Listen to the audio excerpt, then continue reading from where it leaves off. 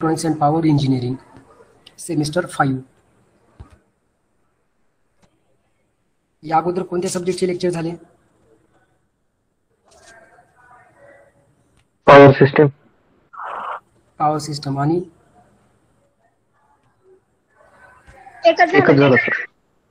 एकच झाला. ठीक आहे. तर बघा, माझा सब्जेक्ट जो आहे तो आहे micro processor and micro controller. आता तुमच्या बॅचमध्ये बघा जवळपास एक 7 ते 8 विद्यार्थी first year to second year आहेत. ॲक्च्युली थर्ड इयरमध्ये ना माझ्याकडे 2 विषय असतात बघा. थर्ड इयरमध्ये 5th सेमिस्टरमध्ये हा असतो micro processor and micro controller. हा सब्जेक्ट असतो माझ्याकडे थर्ड इयरचा. आणि थर्ड इयरचा नेक्स्ट सेमिस्टर जो आहे म्हणजे 6th सेमिस्टर, त्यामध्ये हा कंट्रोल सिस्टम. हे 2 सब्जेक्ट असतात माझ्याकडे जनरली. तर बघा, तुमच्या बॅचमध्ये फर्स्ट इयरमधून आलेले विद्यार्थी एक 7 ते 8 संख्या असेल त्यांची, आणि बाकीचे सगळे डिप्लोमा स्टुडंट्स आहेत, डायरेक्ट सेकंड इयर स्टुडंट्स. तर मला वाटतं तुम्हाला डिप्लोमामध्ये मायक्रो कंट्रोलर तुम्हाला झालेला आहे. ठीक आहे. पण तो जो मायक्रो कंट्रोलर आहे त्याचा सिलेबस बघा आणि आपला सिलेबस बघा. काही पोर्शन तर सेमच असतील, बाकीचे पोर्शन आपल्याला नाही आहे याच्यामध्ये. म्हणजे जसं की बघा, आता तुम्हाला सी प्रोग्रॅमिंग होती डिप्लोमाच्या सिलेबसमध्ये, म्हणजे मायक्रो कंट्रोलरची programming of microcontroller by using C language असा एक टॉपिक होता तुम्हाला. तो टॉपिक होता, तो इथे नाही आहे. ठीक आहे. काही कंटेंट सेम आहेत, काही कंटेंट चेंज आहेत. तर आपल्या सिलेबसमध्ये जे कंटेंट्स आहेत ते डिस्कस करूयात आपण. बाकी ही मार्किंग स्कीम तर तुम्हाला ऑलरेडी माहीतच असेल. मिड सेमिस्टर एक्झाम असेल 20 मार्क्सची. इंटरनल असेसमेंट म्हणजे कंटिन्युअस असेसमेंट 1 आणि कंटिन्युअस असेसमेंट 2, CA1 आणि CA2. त्या 2 एक्झाम असतील, 10-10 मार्क्सच्या असतील, आणि त्यांचं टोटल आहे 20 मार्क्स. एक मिड सेमिस्टर एक्झाम असेल 20 मार्क्सची, आणि जी काही एंड सेमिस्टर एक्झाम आहे तर ती एंड सेमिस्टर एक्झाम आहे 60 मार्क्सची. ओके. आणि तुम्हाला कंबाईन पासिंग नाही आहे, लक्षात घ्या. तुमचे जे सिनियर आहेत म्हणजे सध्याची फायनल इयरची बॅच, त्या बॅचपर्यंतच कंबाईन पासिंग आहे. याचा अर्थ काय आहे की त्यांना हे आउट ऑफ 100, आता इथे बघा याचं टोटल किती होतं, 100 होतं. तर आउट ऑफ 100 त्यांना मिनिमम 40चा एक क्रायटेरिया आहे पासिंगचा. पण तुम्हाला तसं नाही आहे. तुम्हाला प्रत्येक एक्झाममध्ये मिनिमम 20% म्हणजे तुम्हाला याच्यामध्ये ॲक्च्युली कसं आहे बघा, ह्या सर्वांचं टोटल तुमचं किती यायला पाहिजे, 40च्या अबाव यायला पाहिजे. ठीक आहे. पण कंबाईन पासिंग नाही आहे. म्हणजे याचा अर्थ कसा की मिड सेमिस्टर एक्झाममध्ये 20%च्या 40% म्हणजे तुम्हाला मिनिमम 8 मार्क्स घ्यावं लागतात. इंटरनल असेसमेंटमध्ये सुद्धा तुम्हाला मिनिमम 8 मार्क्स घ्यावं लागतात. आणि एंड सेमिस्टर एक्झाममध्ये आउट ऑफ 60 तुम्हाला मिनिमम 24 मार्क्स घ्यावं लागतात पासिंगसाठी. जर 24 मार्क्सच्या 1 मार्क जरी कमी आला तरी तिथे तुम्हाला फेल कन्सिडर केलं जातं. म्हणजे एंड सेमिस्टर एक्झाममध्ये मिनिमम 24 मार्क्स येणं कंपल्सरी आहे. ठीक आहे. 60च्या 40% किती होतं बघा, 6-24. ठीक आहे. म्हणजे 24 मार्क्स येतात. मिनिमम 24 मार्क्स स्कोअर करणं हे तुम्हाला आवश्यक आहे, लक्षात ठेवा. तुमच्या अगोदरची जी बॅच होती, मे बी तुम्ही जर तुमच्या सिनियरला बोलला असाल तर त्यांची स्कीम वेगळी आहे. त्यांचा प्राइस पासिंगचा क्रायटेरिया त्यांचा वेगळा आहे आणि तुमचा प्राइसिंग क्रायटेरिया हा वेगळा आहे, लक्षात ठेवा.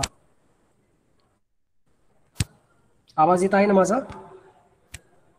मायक्रोफोनचा रिप्लाय. हां,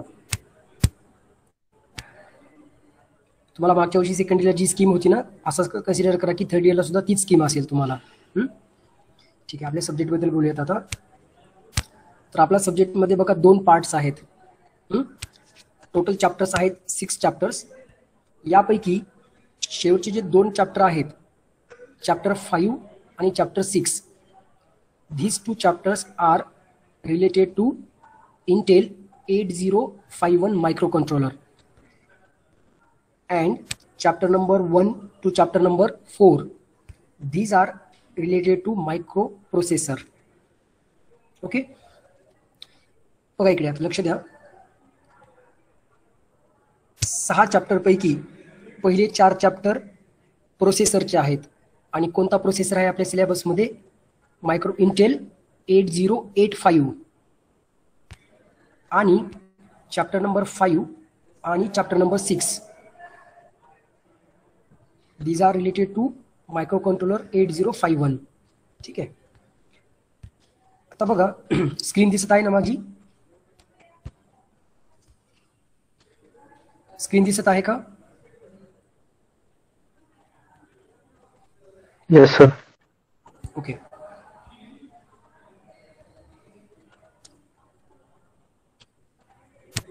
आता बघा एक शॉर्ट ओव्हरव्ह्यू डिस्कस करत आहे ते मी. ह्या सब्जेक्टमध्ये एक्झॅक्टली तुम्हाला स्टडी काय करायचं आहे. ठीक आहे. आता बघा हे तर तुम्हाला क्लिअर झालं आहे की मायक्रो प्रोसेसर आणि मायक्रो कंट्रोलर हे दोनच पार्ट्स आहेत आपल्या ह्या पूर्ण सब्जेक्टमध्ये. आता मायक्रो प्रोसेसरमध्ये जर तुम्ही बघितलं तर भरपूर मॅन्युफॅक्चरर्स आहेत आणि व्हरायटीचे मायक्रो प्रोसेसर्स हे मार्केटमध्ये अवेलेबल असतात. आपल्या सिलेबसमध्ये मात्र इंटेल 8085 हा बेसिक मायक्रो प्रोसेसर दिलेला आहे आपल्या सिलेबसमध्ये.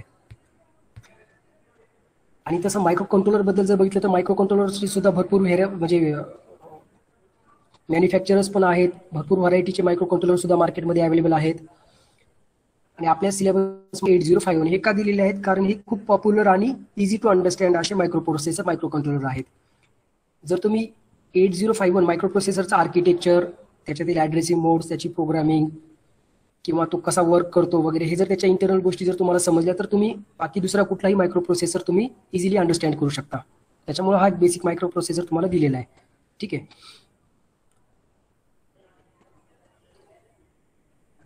हां, आता बघा आता हे चॅप्टरचे जास्त डिटेलमध्ये जात नाहीये मी, फक्त एक शॉर्टमध्ये सांगतो फक्त काय काय स्टडी करायचं लक्ष द्यायला पाहिजे. पहिल्या चॅप्टरमध्ये बघा मायक्रो प्रोसेसर 8085 त्याचं तुम्हाला इंटरनल आर्किटेक्चर स्टडी करायचं आहे. इंटरनल आर्किटेक्चर स्टडी केल्याच्या नंतर त्या आर्किटेक्चरमध्ये ज्या काही ब्लॉक्स असतात किंवा जे काही रिलेटेड नवीन टर्म्स आहेत जसं की रजिस्टर्स, ALU ब्लॉक आहे, बसेस असतात, कंट्रोल बस असते, त्यानंतर सिस्टम बस असते, डेटा बस असते. म्हणजे सिस्टम बसमध्ये कंट्रोल बस एक येत आहे, डेटा बस एक येत असते, ओके, आणि ॲड्रेस बस येते असते. ते बसचे टाईप्स असतात ते आहे. टायमिंग आणि कंट्रोलचा एक ब्लॉक असतो तो आपल्याला डिटेलमध्ये स्टडी करायचा आहे. मशीन सायकल काय असते, टायमिंग डायग्राम काय असते, हे सगळे नवीन टर्म्स सुद्धा आपल्याला त्याच्यामध्ये स्टडी करायचे आहेत. त्याच्यानंतर जेव्हा आपण प्रोग्रामिंग करतो, जेव्हा मायक्रो प्रोसेसर स्टोअर केलेला डेटा ॲक्सेस करत असतो तर तो ॲक्सेस कशा पद्धतीने करतो त्याला आपण म्हणतो addressing modes. How the data is accessed from memory or other peripheral devices that is expressed by using the addressing modes. तर ते ॲड्रेसिंग मोड सुद्धा आपल्याला स्टडी करायचे आहेत. त्यानंतर कोणकोणत्या प्रकारचे इन्स्ट्रक्शन्स आहेत. आता हे इन्स्ट्रक्शन्स आपण वेगवेगळ्या कॅटेगरीजमध्ये डिवाइड केलेले असतात तर ते इन्स्ट्रक्शन सेटमध्ये आपल्याला ते स्टडी करायचं आहे. त्यानंतर मायक्रो प्रोसेसरमध्ये आपल्याला जर प्रोग्रामिंग करायचे असेल तर कोणकोणत्या लँग्वेजेस अवेलेबल आहेत. ठीक आहे. तर त्याच्यामध्ये एक असेंब्ली लँग्वेज प्रोग्रामिंग असते, तर ती असेंब्ली लँग्वेज प्रोग्रामिंगची गरज काय आहे वगैरे हे आपल्याला त्याच्यामध्ये बेसिक डिस्कस करायचं आहे पहिल्या चॅप्टरमध्ये. त्यानंतर मायक्रो प्रोसेसर इंटरनल आर्किटेक्चर, त्याचे रजिस्टर्स, त्याचे इन्स्ट्रक्शन स्टडी केल्याच्या नंतर सेकंड चॅप्टरमध्ये आपल्याला इंटरफेसिंग स्टडी करायचं आहे. इंटरफेसिंग म्हणजे काय तर बघा फक्त मायक्रो प्रोसेसर असून फायदा नाही आहे, कारण जोपर्यंत आपण आता लक्षात घ्या जनरली कुठलाही डेटा, आता मायक्रो प्रोसेसर जनरली काय करतो तर त्या दिलेल्या डेटाला प्रोसेस करत असतो. ठीक आहे. बायनरी फॉर्ममध्ये असतो ते डेटा, म्हणजे 0 आणि 1च्या फॉर्ममध्ये असतो, त्या डेटाला तो प्रोसेस करत असतो. तर तो डेटा कुठेतरी स्टोअर करतो तो. मग ते स्टोअर करण्यासाठी जो आपण म्हणजे इलेमेंट यूज केलेला असतो तो असतो मेमरी असतो, आपण त्याला मेमरी म्हणतो. मेमरीमध्ये जनरली डेटा काय होत असतो स्टोअर होत असतो आणि तो डेटा प्रोसेस कुठं होत असतो तर मायक्रो प्रोसेसरच्या ALU मध्ये. ठीक आहे. म्हणजे अरिथमॅटिक अँड लॉजिकल युनिट असतो, तर त्या ALU मध्ये तो डेटा प्रोसेस होत असतो. म्हणजे त्याच्यावर जे काही ऑपरेशन आहे अरिथमॅटिक ऑपरेशन, लॉजिकल ऑपरेशन ते परफॉर्म होत असतं मायक्रो प्रोसेसरच्या इंटरनल मेमरीमध्ये. ठीक आहे. आणि तो डेटा स्टोअर होत असतो मेमरीमध्ये. मग त्या मेमरीचे टाइप्स कोणते आहेत बाकी हे तुम्हाला माहित असतील. रॉम मेमरी असते, रॅम मेमरी असते म्हणजे random access memory, read only memory, हे जनरली मेमरीचे 2 टाइप्स असतात. तर ह्या मेमरीज मायक्रो प्रोसेसरला कशा कनेक्ट करायच्या म्हणजेच इंटरफेसिंग स्टडी करायचं आहे आपल्याला. त्यानंतर मेमरी फक्त मायक्रो प्रोसेसरला कनेक्टेड असते का नाही तर इनपुट आउटपुट डिव्हाइसेस सुद्धा कनेक्टेड असतात. मग हे इनपुट आउटपुट डिव्हाइसेस कनेक्ट करण्यासाठी कोणकोणत्या स्कीम्स आहेत, म्हणजे हे IO मॅप्ड IO एक आहे आणि मेमरी मॅप्ड IO स्कीम आहेत. तर ह्या स्कीम्स आपल्याला स्टडी करायच्या आहेत. आणि जे काही पॉप्युलर अशा IC आहेत जसं की PPI IC आहे 8255. PPIचं लॉंग फॉर्म आहे प्रोग्रामेबल पेरिफेरल इंटरफेस. तर ही IC मायक्रो प्रोसेसरला कशी कनेक्ट करायची ते आपल्याला बघायचं आहे. त्यानंतर डायरेक्ट डेटा ट्रान्सफरसाठी डायरेक्ट मेमरी म्हणजे DMA डेटा ट्रान्सफर एक आहे. इंटरप्ट्स काय असतात ते पण आपल्याला या चॅप्टरमध्ये स्टडी करायचं आहे. आणि कीबोर्ड आणि म्हणजे आता इनपुट आउटपुट डिव्हाइसेसमध्ये आता इनपुट डिव्हाइस म्हटलं तर कीबोर्ड येतो, तर ही कीबोर्ड कसा कनेक्ट करायचा मायक्रो प्रोसेसरला ते सुद्धा बघायचं आहे. आउटपुट डिव्हाइसेसमध्ये म्हटलं तर तुम्ही मॉनिटर येत असतो त्याच्यामध्ये किंवा एलईडी वगैरे, तर हे आउटपुट डिव्हाइसेस सुद्धा मायक्रो प्रोसेसरला कसे कनेक्ट करायचे. एलईडी डिस्प्ले बद्दल बोलत आहे मी, ठीक आहे. Light limiting diode LED displays ते सुद्धा मायक्रो प्रोसेसरला कसे कनेक्ट करायचे हे आपल्याला सेकंड चॅप्टरमध्ये स्टडी करायचं आहे. थर्ड चॅप्टरमध्ये आपल्याला स्टडी करायचे आहेत इंटरप्ट्स. इंटरप्टची गरज काय असते, त्याचे कॅरेक्टरिस्टिक्स काय आहेत, त्याचे टाइप्स काय आहेत, ठीक आहे. आणि इंटरप्टच्या रिलेटेड प्रोग्रामिंग सुद्धा आपल्याला स्टडी करायचे आहे या थर्ड चॅप्टरमध्ये.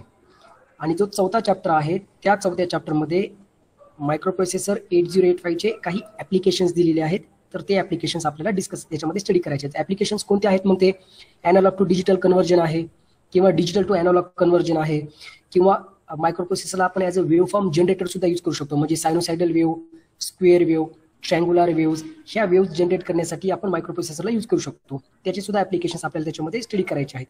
त्याच्यानंतर जे एलईडी डिस्प्लेज असतात, तर ते एलईडी डिस्प्लेज एक डिस्प्ले असेल किंवा मल्टिपल डिस्प्लेज असतील, ते कसे कनेक्ट करायचे, त्याच्यावर एखादा डेटा कसा डिस्प्ले करायचा ते सुद्धा आपल्याला स्टडी करायचं आहे. त्याच्यानंतर आपल्या इलेक्ट्रिकलचे काही ॲप्लिकेशन्स दिलेले आहेत, तुम्ही ते बघू शकता या सिलेबस कॉपीमध्ये. इलेक्ट्रिकलचे काही ॲप्लिकेशन्स दिलेले आहेत, जसं की मेजरमेंट ऑफ फ्रिक्वेन्सी आहे, फेज अँगल आहे, पॉवर फॅक्टर आहे, त्यानंतर कंट्रोल ऑफ स्टेपर मोटर आहे. तर हे काही आपल्या इलेक्ट्रिकल ब्रँचच्या रिलेटेड सुद्धा काही ॲप्लिकेशन्स आपल्याला याच्यामध्ये स्टडी करायचे आहेत. तो आहे चॅप्टर नंबर 4 ॲप्लिकेशन्सचा. आणि जो चॅप्टर नंबर 5 आणि चॅप्टर नंबर 6 आहे, तर यामध्ये आपल्याला टोटली मायक्रो कंट्रोलर 8085 स्टडी करायचा आहे. त्याच्यामध्ये काय काय स्टडी करायचं बघा, त्याचं आर्किटेक्चर जे आपण मायक्रो प्रोसेसरसाठी बघितलं सेम आपल्याला मायक्रो कंट्रोलरसाठी सुद्धा बघायचं आहे. जसं की त्याचं आर्किटेक्चर, त्याच्यामध्ये मेमरी कशी ऑर्गनाईज केलेली आहे, त्याचे ॲड्रेसिंग मोड्स कोणते आहेत, प्रोग्रामिंगसाठी कोणकोणते इन्स्ट्रक्शन सेट अवेलेबल आहेत, त्यानंतर काही सिंपल प्रोग्राम्स आपल्याला सुद्धा त्याच्यामध्ये स्टडी करायचे.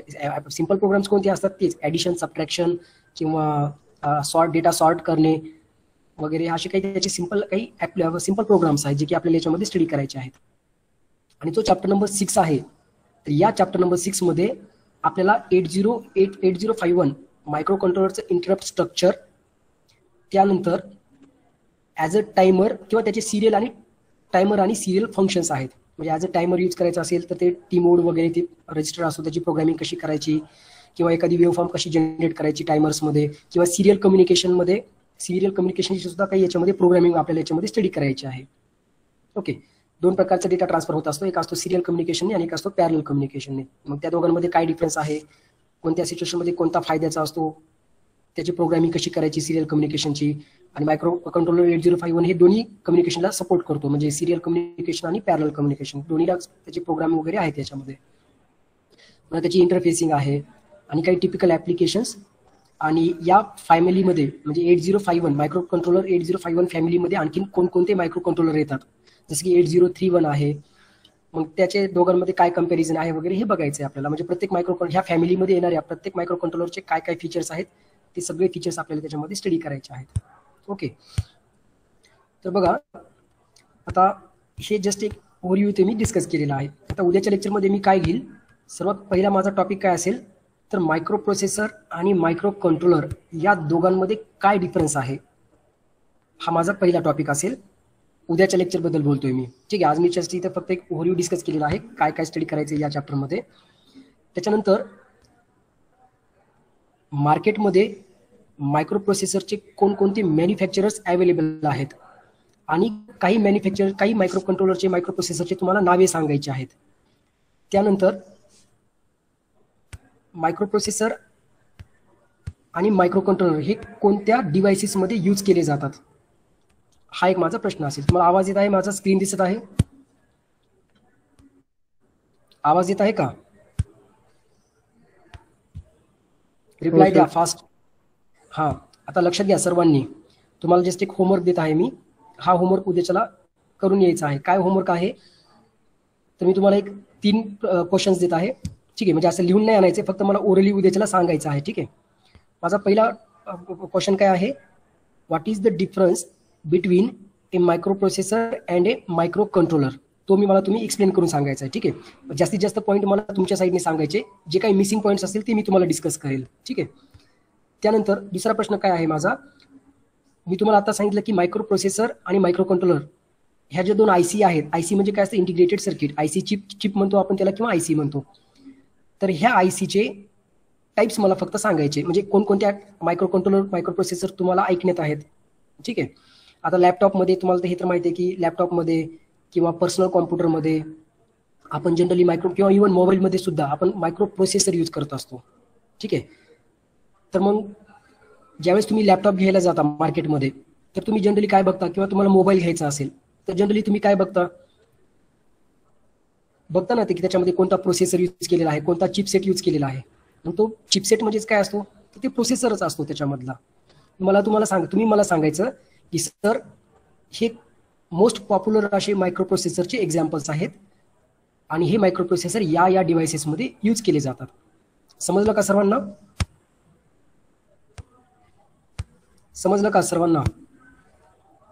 हो सर.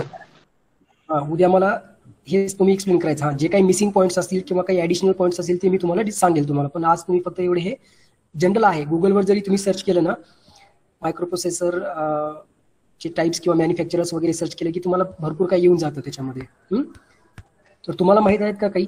आपल्याकडे आणखी 5 ते 10 मिनिटाचा वेळ आहे.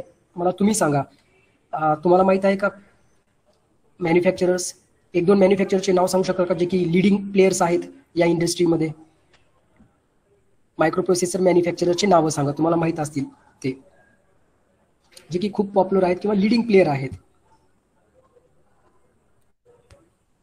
माहित आहेत का तुम्हाला? हा जनरल क्वेश्चन आहे, आपल्या out of the syllabus question आहे, जे की तुमच्या डे टू डे लाईफशी रिलेटेड आहे. भरपूर वेळेस तुम्ही ऐकून असाल. सांगा लवकर मला.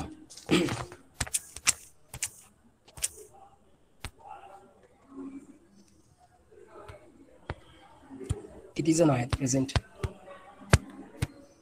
जवळपास एक 33 स्टुडंट्स प्रेझेंट आहेत आणि रिप्लाय देत आहेत फक्त 1 ते 2 जण.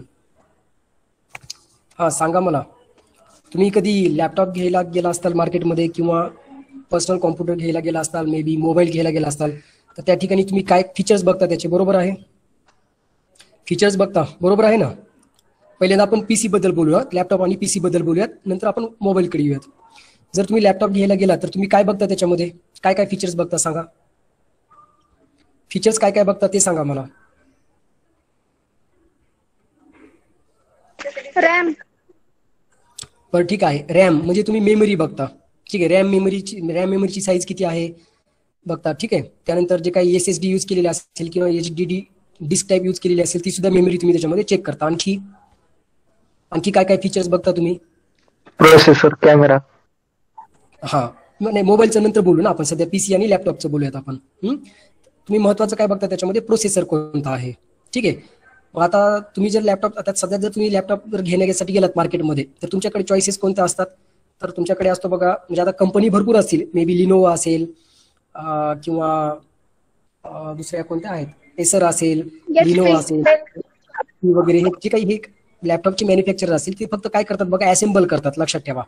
म्हणजे HP असं कुठलीही डिव्हाइस म्हणजे कुठलीही आयसी मॅन्युफॅक्चर करत नाही, किंवा लिनो जरी एक्झाम्पल घेतलं, लिनो सुद्धा कुठली आयसी वगैरे मॅन्युफॅक्चर करत नाही. ते फक्त काय करतात, वेगवेगळे जे वेंडर्स असतात त्यांच्याकडून काय करतात, ते मदरबोर्ड वगैरे चिपसेट वगैरे घेतात आणि ते फक्त असेंबल करून स्वतःचं लेबल लावून विकतात फक्त त्यांनी. लक्षात ठेवा. आता जरी तुम्ही लिनोचा असेल मे बी किंवा एसरचा असेल किंवा HPचा असेल किंवा डेलचा असेल लॅपटॉप किंवा पीसी कोणत्याही कंपनीचा असेल, त्याच्यामध्ये जनरली जो मायक्रो प्रोसेसर असतो एकतर तो इंटेलचा राहतो, जे मोस्ट पॉप्युलर ब्रँड्स आहेत त्यांच्याबद्दल बोलत आहे मी. एकतर तो इंटेलचा राहील, नाहीतर तो राहील दुसरी कोणती आहे पीसी कंपनीचं नाव सांगू शकता का तुम्ही? मायक्रो प्रोसेसर दुसरा कोणता मायक्रो प्रोसेसर असतो? AMD ऐकलंय का? IBM. IBM नाही. एकतर इंटेलचा असतो मायक्रो प्रोसेसर, किंवा दुसरा कोणता असतो पीसी मध्ये किंवा लॅपटॉप मध्ये?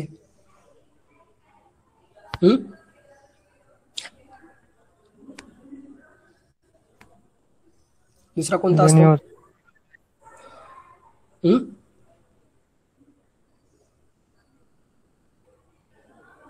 ओके, तुम्ही मला मॅन्युफॅक्चरर सांगतायत. आता हे तुम्ही जे मॅन्युफॅक्चरर सांगतायत ना, मी तुम्हाला विचारलं काय, मला जे मोस्ट पॉप्युलर किंवा जे लिडिंग प्लेयर्स आहेत पहिल्यांदा ते सांगा म्हटलं तुम्हाला. बाकी भरपूर असे मॅन्युफॅक्चरिंग ब्रँड्स आहेत आणि भरपूर व्हरायटीचे मायक्रो प्रोसेसर वगैरे याच्यामध्ये अवेलेबल.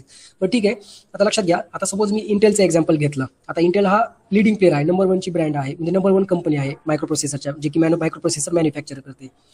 तर तुम्ही त्याच्यामध्ये वेगवेगळे मायक्रो प्रोसेसरचे व्हर्जन्स बघितले असतील. जसं की अगोदर असायचं बघा पेंटीएम सिरीज असायची, त्याच्यानंतर ते ड्युअल कोर टू ड्युअल वगैरे त्यातले काही ते व्हॅरियंट्स होते. त्यामध्ये ती पेंटीएम सिरीज असायची. नंतर ती i3 प्रोसेसर, i5 प्रोसेसर आणि सध्या जो आहे तो i7 प्रोसेसर वगैरे असे त्याचे प्रोसेसरचे काही एक्झाम्पल आहेत त्यामध्ये.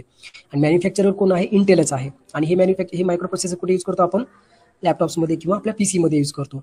ठीक आहे. आता तुम्ही म्हणाल, मे बी तुम्हाला असा प्रश्न पडू शकतो की सर आता सध्या लेटेस्ट ट्रेंड्समध्ये जर तुम्ही बघितलं तर i7 पर्यंत म्हणजे 7th जनरेशन पर्यंतचे मायक्रो प्रोसेसर आहेत आणि तुम्ही आम्हाला 1980 मधला किंवा 1980 मधला 8085 का बरं शिकवतायत? कारण कसं आहे बघा, आता जे ॲडव्हान्स मायक्रो प्रोसेसर आहेत, हे ॲडव्हान्स मायक्रो प्रोसेसर ॲडव्हान्स आहेत. त्यांची प्रोसेसिंग सुद्धा खूप फास्ट आहे, म्हणजे त्यांचं स्ट्रक्चर सुद्धा खूप कॉम्प्लिकेटेड असेल.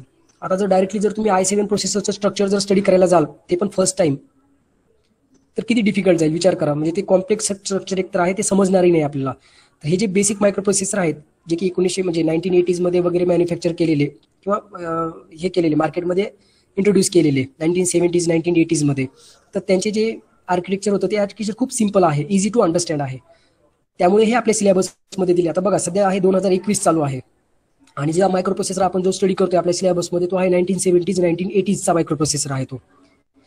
ठीक आहे. साहजिक आहे ते देण्यामागचं काही ना काहीतरी रिझन असेल. म्हणजे आपल्याच युनिव्हर्सिटीमध्ये नाही तर बाकी युनिव्हर्सिटीज जरी तुम्ही चेक केल्या, प्रत्येक युनिव्हर्सिटीमध्ये तुम्हाला मायक्रो प्रोसेसर मायक्रो कंट्रोलर म्हटलं की हेच दोन देतात तुम्हाला. 8085 देतात, नाहीतर 8086 देतात. म्हणजे 8085 का देतात? त्याच्या त्या 8 बीट आणि 16 बीट आर्किटेक्चरमुळे देतात जनरली ते. तर आणि हे मायक्रो कंट्रोलरमध्ये 8051च देतात तुम्हाला. त्याचं रिझन एवढंच की त्यांचं आर्किटेक्चर हे इझी टू अंडरस्टँड आणि इझी टू अंडरस्टँड आहे ते. आणि ते जर तुम्हाला समजलं तर बाकी ॲडव्हान्स मायक्रो प्रोसेसर सुद्धा तुम्ही इझिली समजू शकता. ठीक आहे. म्हणजे बिगनर लेवलला हे मायक्रो प्रोसेसरचं स्ट्रक्चर स्टडी करायला खूप इझी आहे, लक्षात ठेवा.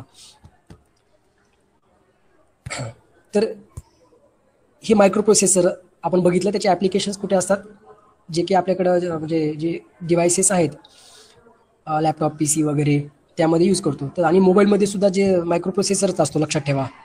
मोबाईल डिव्हायसेसमध्ये सुद्धा मायक्रो प्रोसेसरच असतो. आता त्याच्यामध्ये पण भरपूर काही मॅन्युफॅक्चर्स आहेत, जे की आता तुम्ही सांगितलं इथं स्नॅपड्रॅगन, क्वालकॉम, त्याचे पण काही सिरीजमध्ये अवेलेबल आहेत व्हॅरियंट्स. त्याच्यानंतर इव्हन आयफोन वगैरे जे असतात ते सुद्धा स्वतःचे मायक्रो प्रोसेसरच हे करतात. सॅमसंग आहे, त्याची एक्सनॉस सिरीज असते, एक्सिनॉस सिरीज आहे, त्याने सुद्धा स्वतःचे मायक्रो प्रोसेसर मॅन्युफॅक्चर करतो सॅमसंग कंपनी. त्यानंतर ते किरीन मायक्रो प्रोसेसर सुद्धा असतात.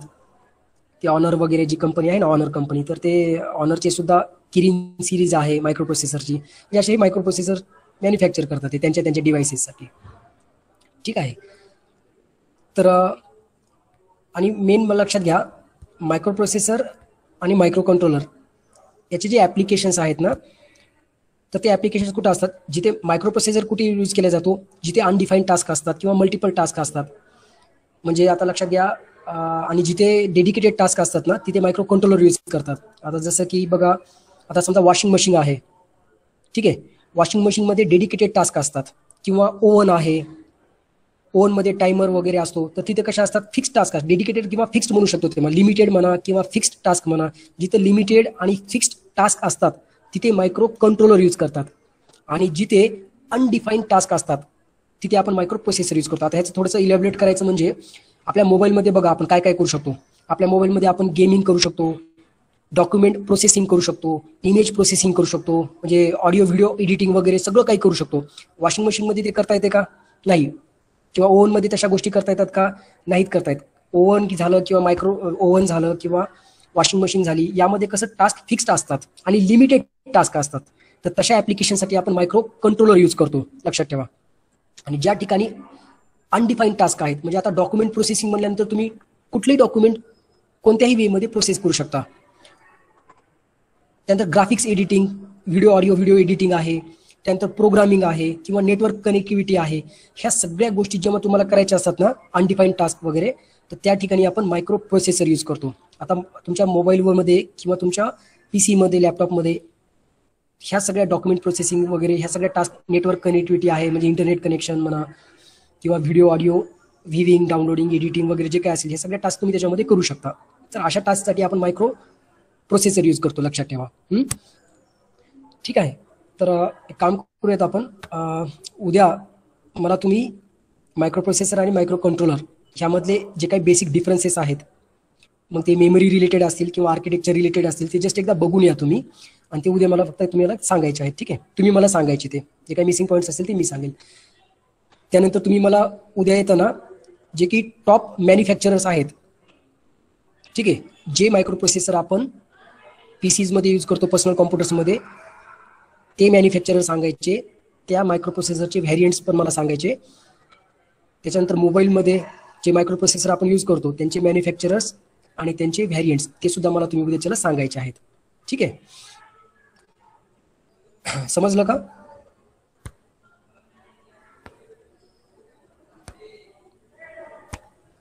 लक्षात आली तुम्हाला उद्याची टास्क? ठीक आहे, उद्याचं लेक्चर माझा PC वर होईल. ठीक आहे.